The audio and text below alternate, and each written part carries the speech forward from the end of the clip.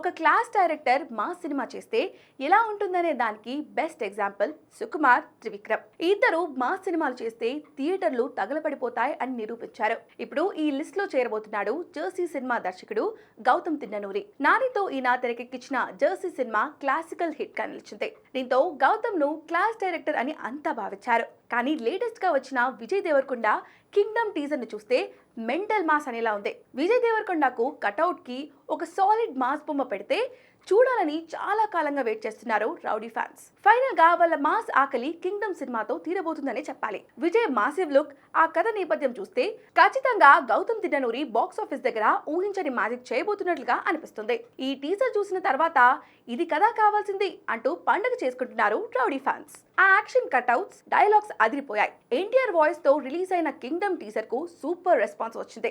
విడుదలైన కొన్ని గంటల్లోనే మిలియన్స్ ఆఫ్ వ్యూస్ తో దూసుకెళ్లిపోతుంది. యూట్యూబ్ లో గంటలోనే 10 మిలియన్ వ్యూస్ తో ప్రజంబరం సృష్టించింది.